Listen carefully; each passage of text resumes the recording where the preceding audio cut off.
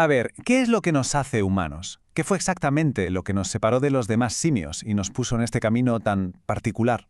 Pues la respuesta parece estar en dos transformaciones, dos auténticas revoluciones que lo cambiaron todo. Vamos a empezar este viaje a nuestros orígenes. Toda la historia de nuestra especie, en realidad, se podría resumir en dos grandes preguntas. La primera, ¿por qué narices nos pusimos de pie? Y la segunda, ¿cómo aprendimos a hablar? Y ojo, no son preguntas nada sencillas, ¿eh? Son de hecho los dos grandes misterios de dónde venimos. Para que nos hagamos una idea de la escala de este viaje, solo hay que mirar estos dos cráneos. A la izquierda el de un gorila, a la derecha el de un humano moderno. La diferencia es brutal. Y no solo en la forma, sino en todo lo que significa esa bóveda craneal mucho más grande. La capacidad para el lenguaje, para la cultura, para el pensamiento abstracto. Pues resulta que todo empezó con un simple paso. La primera gran revolución no tuvo que ver con el cerebro, sino con la postura. Nuestros antepasados hicieron algo que ningún otro primate había hecho de forma sistemática. Se pusieron de pie y empezaron a caminar sobre dos piernas. Una decisión radical y en muchos sentidos muy arriesgada. Vale, vamos a situarnos. Viajamos atrás en el tiempo hasta hace unos 3,2 millones de años. En lo que hoy es Etiopía, vivió uno de nuestros ancestros más famosos, Lucy. Ella era un Australopithecus afarensis y es, sin duda, una de las piezas clave para entender todo este puzzle. Y aquí está lo más curioso de Lucy. Como señalan los paleontólogos Arzuaga y Martínez, su cerebro era pequeño, muy parecido al de un chimpancé. O sea, no podía hablar. Pero ya caminaba erguida. Esto es fundamental. Empezamos a caminar como humanos millones de años antes de que nuestro cerebro empezara a crecer de forma espectacular. Y claro, ponerse de pie no fue un ajuste sin más, fue un rediseño completo de nuestra carrocería. La pelvis tuvo que ensancharse para aguantar el peso, la columna vertebral se curvó en forma de S para amortiguar los pasos, las piernas se alargaron, fue una reforma integral de nuestra anatomía. Pero, como casi siempre en la evolución, este nuevo superpoder no salió gratis. Ponerse de pie fue una especie de pacto con el diablo. Un compromiso que nos dio ventajas increíbles, pero que también vino con unas cuantas desventajas bastante serias. Las ventajas, desde luego, eran enormes. De repente teníamos las manos libres para llevar cosas o, más adelante, para fabricar herramientas. Podíamos ver por encima de la hierba alta y, algo importantísimo, nos ayudaba a no sobrecalentarnos bajo el sol africano. Pero el precio a pagar fue alto, ¿eh? Nos hizo más lentos, así que éramos una presa más fácil. Convirtió el parto en algo complicadísimo y peligroso. Y nos dejó de herencia todos esos maravillosos dolores de espalda, rodillas y tobillo. Y esto nos lleva a uno de los debates más intensos de la paleoantropología. A ver, si las desventajas eran tan gordas, ¿qué motivo tan poderoso hubo para que la evolución nos empujara a ponernos de pie?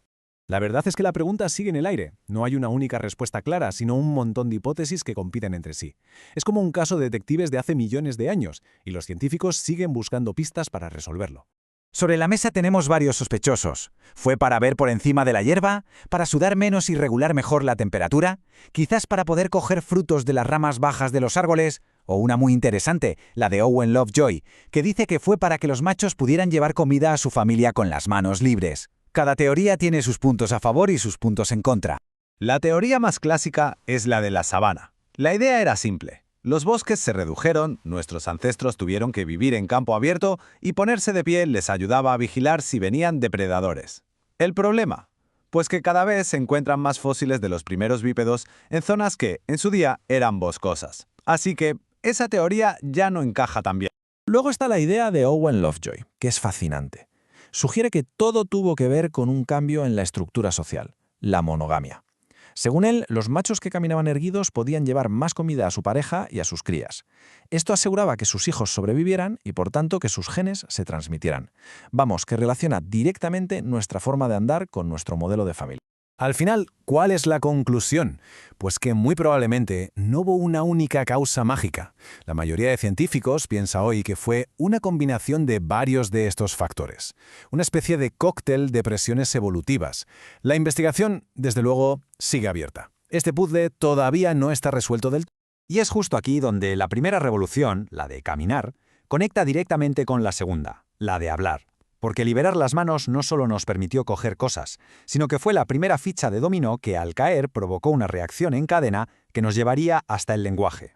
Fijaos en la secuencia porque es una pasada. 1. Te pones de pie. 2. Liberas las manos. 3. Con las manos libres empiezas a fabricar herramientas de forma sistemática. 4. Esta nueva habilidad tan compleja hace que tu cerebro crezca y se reorganice. Y 5. Un cerebro más grande y complejo finalmente desarrolla la capacidad para el lenguaje. Una cosa lleva a la otra. Y el protagonista de este nuevo acto es el Homo habilis, que aparece en escena hace unos 2,5 millones de años. Le llaman el hombre hábil y no es por casualidad. Fue el primero de nuestros antepasados en dejar un rastro clarísimo de fabricación de herramientas de piedra. Esto no es solo usar una piedra, es fabricar una herramienta. Un salto cognitivo brutal. Y lo mejor es que ese salto se ve en su cerebro.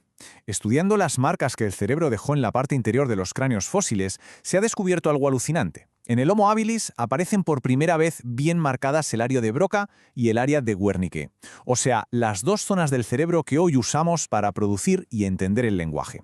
El hardware neurológico ya se estaba instalando. Pero claro, para hablar no solo necesitas un buen cerebro, también necesitas la tubería adecuada. Y aquí es donde entra en juego la laringe. Mirad la imagen. A la izquierda un primate. Su laringe está muy alta. Esto les permite tragar y respirar a la vez, pero limita mucho los sonidos que pueden hacer. A la derecha, un humano. Nuestra laringe bajó. Y esta bajada de la laringe fue otra de esas apuestas evolutivas de alto riesgo. Nos dio la capacidad de articular una variedad increíble de vocales y consonantes, que es la base para poder hablar.